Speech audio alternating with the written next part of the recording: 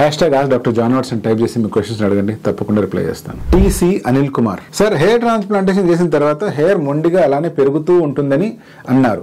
Transplant చేసిన hair మీద DST attack చేయదా? అసలు ట్రాన్స్ప్లాంటెడ్ హెయిర్ యొక్క బలం ఎంత? ట్రాన్స్ప్లాంట్ చేసిన తర్వాత హెయిర్ని కాపాడుకోవాలా లేదా అలాగే వదిలేసినా గట్టిగా బలంగా ఉంటుందా? అసలు ట్రాన్స్ప్లాంట్ చేసిన హెయిర్ యొక్క లైఫ్ ఎంత? చాలా మందికి హెయిర్ ట్రాన్స్ప్లాంటేషన్ చేసిన వెంట్రుకల మీద రకరకాల అపోహలు ఉంటాయి. దాంట్లో అన్నిటికంటే మొట్టమొదటిది ఏంటి అంటే హెయిర్ ట్రాన్స్ప్లాంటేషన్ చేసిన వెంట్రుకలు లైఫ్ ఎంత వరకు ఉంటుంది? అసలు నిజంగానే ఉంటాయా లేకపోతే 2-3 నెలల తర్వాత రాలిపోతాయా? సరే రాలిపోతాయి, మళ్ళీ వస్తాయా? మళ్ళీ వచ్చినా అలాగే ఒత్తుగా పెరుగుతాయా? ఇట్లా రకరకాల అపోహలతో ఉంటారు. సాధ్యమైనంత వరకు మీ అపోహల్ని తీర్చడానికి ట్రై చేస్తాను. మొట్టమొదటి ఏంటి అంటే హెయిర్ ట్రాన్స్ప్లాంట్ ఏదైతే మనం చేస్తామో ప్రత్యేకించి వీటికి డోనర్ ఏరియా నుంచి వెంట్రుకలు తీసుకుంటాం. అంటే డోనర్ ఏరియా అంటే ఎక్కడి నుంచి అయితే పర్మనెంట్ హెయిర్ని మనం తీస్తాము. ఈ పర్మనెంట్ హెయిర్ని మనం తీసే చోటు ప్రత్యేకించి సెలెక్ట్ చేస్తాం. అదేంటి?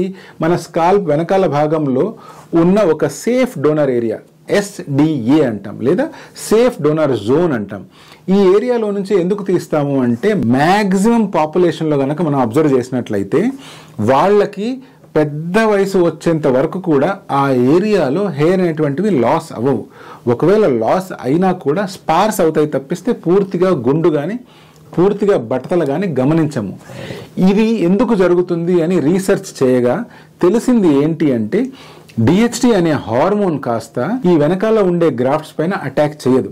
సో ఇవే గ్రాఫ్ట్స్ కనుక మనం డిహెచ్డి అటాక్ చేసే ఏరియా అంటే ఫ్రంట్ ఏరియాలో ఎప్పుడైతే ఇంప్లాంట్ చేస్తామో డిహెచ్డి వాటిని ఐడెంటిఫై చేయకుండా ఉండిపోతుంది కాబట్టి అవి అలాగే పెరుగుతాయి. దీన్ని ప్రాక్టికల్గా డాక్టర్స్ అందరూ హెయిర్ ట్రాన్స్ప్లాంటేషన్ చేసి ప్రూవ్ చేస్తూ వచ్చారు. ఇప్పటికీ కూడా అదే ప్రూవ్ అవుతూ ఉంది. ఇక్కడ కొన్ని పాయింట్లు మనం అర్థం చేసుకోవాలి. నెంబర్ 1, హెయిర్కి కేర్ తీసుకోవాలంటే రెగ్యులర్ కేర్ తీసుకోవాలి. కేర్ తీసుకోలేదంటే అది ఊడిపోతుందా అంటే లేదు, అలాంటిది ఏమీ జరగదు. బట్ కేర్ తీసుకున్నట్లయితే కొంచెం గ్రోత్ బాగుంటుంది, కొంచెం థిక్నెస్ బాగుంటుంది. రెండోది, ఆ ఏరియాలో బట్టలు వచ్చే అవకాశం ఉందా అంటే హెయిర్ ట్రాన్స్ప్లాంటేషన్ చేసిన వెంట్రుకలు మనం కనుక proper donor area, safe donor area నుంచి తీసినట్లయితే ఆ ఏరియాలో చాలా వరకు బట్టలు వచ్చే అవకాశం తక్కువ. ఇప్పుడు ఇంకో పాయింట్ అడుగుతారు, దీని లైఫ్ టైం ఎంత అని. యూజువల్గా దీని లైఫ్ టైంని డిసైడ్ చేయాలి అంటే మన పేరెంట్స్ని చూస్తే మనకు అర్థమవుతుంది. సపోజ్ ఒక అబ్బాయి ఉన్నాడు, వాళ్ళ పేరెంట్స్లో బట్టలు వచ్చింది, కానీ స్కాల్ప్ వెనకాల భాగంలో ఉన్న వెంట్రుకలు 70 సంవత్సరాల ఏజ్ వరకు కూడా అవి అలాగే ఒత్తుగా ఉన్నాయి, అంటే వాళ్ళ పేరెంట్స్లో.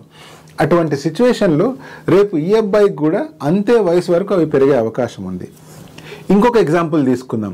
ఈ అబ్బాయి వాళ్ళ ఫ్యామిలీలో దాదాపుగా 50 సంవత్సరాల వరకు స్కాల్ప్ వెనకాల భాగంలో ఉన్న వెంట్రుకలు అలాగే గ్రో అయ్యాయి, కానీ 50 తర్వాత క్రమక్రమంగా అవి పలచబడ్డాయి అనుకున్నాం. ఇప్పుడు మనం ట్రాన్స్ప్లాంట్ ఈ అబ్బాయికి చేసినప్పుడు కూడా ఇతనికి కూడా మేబీ ఒక 50 years వరకు అలా ఒత్తుగా ఉండొచ్చు. దాని తర్వాత ట్రాన్స్ప్లాంట్ చేసిన వెంట్రుకలు క్రమక్రమంగా పలచబడుతూ పోవచ్చు. సో ట్రాన్స్ప్లాంటెడ్ హెయిర్ లాంగ్ టర్మ్గా పర్మనెంట్గా డెఫినెట్గా గ్రో అవుతుంది. దాని లైఫ్ ఎంతవరకు ఉంటుంది అని ఖచ్చితంగా తెలుసుకోవాలి అంటే డెఫినెట్గా మన పేరెంట్స్కి ఉన్న హెయిర్ గ్రోత్ హిస్టరీని మనం అర్థం చేసుకోవాలి.